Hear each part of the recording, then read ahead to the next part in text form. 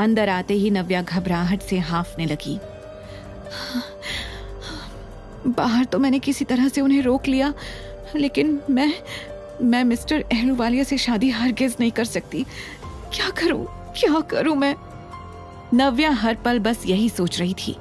उसे इस वक्त सिर्फ एक ही इंसान का ख्याल आ रहा था, अविनाश। वही है जो मेरी मदद कर सकता है। तभी उसे अविनाश का दिया हुआ प्रपोजल याद आया। फिर उसे आरव का चेहरा याद आया। आरव के लिए मुझे जो भी करना पड़ेगा मैं करूंगी, उसने खुद से कहा और तुरंत अविनाश को कॉल कर दिया। उधर अविनाश अपनी कार में ऑफिस जा रहा था। उसने जैसे ही नव्या का नंबर देखा, फोन झट से उठा लिया। हेलो अविनाश, मैंने सोच लिया है, आई विल मैरी यू। ये सुनते ही अविनाश ने चलती हुई गाड़ी में अचानक ब्रेक मार दिया।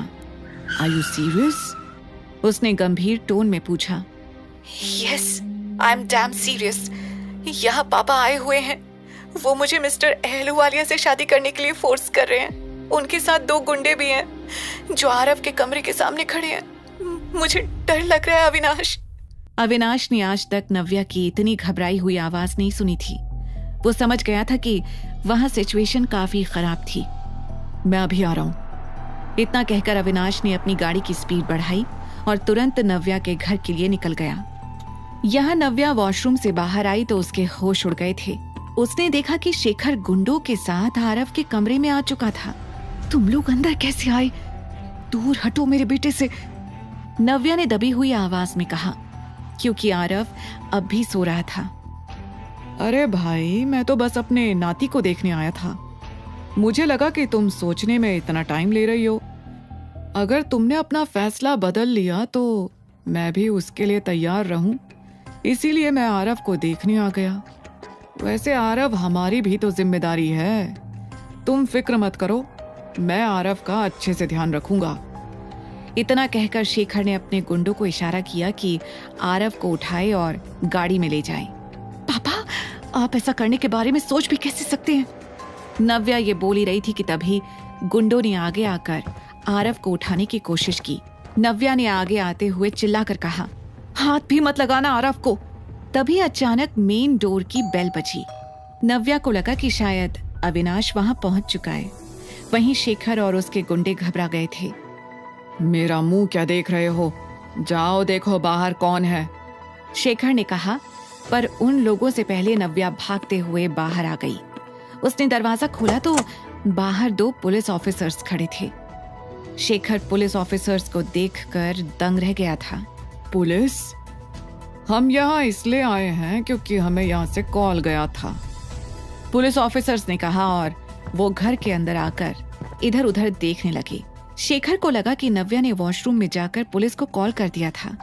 उसने तुरंत अपने आप को बचाने के लिए आगे आकर कहा, अरे सर, यहाँ से आपको कौन बुलाएगा? हम तो फैमिली हैं। नहीं ऑफिसर्स, ये मेरे पापा जरूर हैं, पर ये मेरे घर में गुंडों के साथ मुझे और मेरे बेटे को धमकाने के लिए आए हैं। इनफैक्ट ये तो मेरे बेटे को किडनैप भी करने वाले थे। नव्या ने मौका देखकर पुलिस ऑफिसर्स को सब कुछ बता दिया। आप लोगों को हमारे साथ चलना होगा, पुलिस ऑफिसर्स ने सख्ती से शेखर से कहा। अरे सर, आपको गलतफहमी हुई है।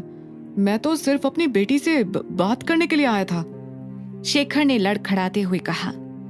लेकिन पुलिस ऑफिसर्स ने पूछताछ के लिए शेखर और उसके गुंडों को पकड़ लिया और नव्या के घर से लेकर चले गए। मम्मा, आरव ने आवाज लगाई।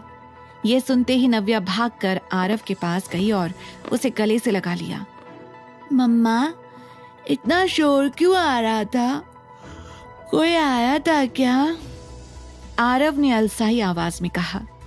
नव्या ने किसी तरह से अपने आंसुओं को रोका और कहा, कुछ नहीं आरव, बस कुछ लोग घर पर आए थे तो मम्मा उनसे बात कर रही थी।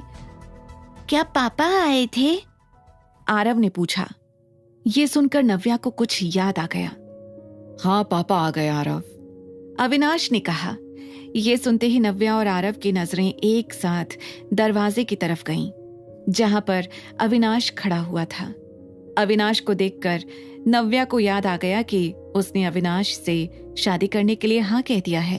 आगे की कहानी जानने के लिए देखें अगला एपिसोड सिर्फ पॉकेट FM के YouTube चैनल पर और द रिटर्न के सारे एपिसोड्स को सुनने के लिए डिस्क्रिप्शन में दी लिंक से डाउनलोड करें पॉकेट FM ऐप।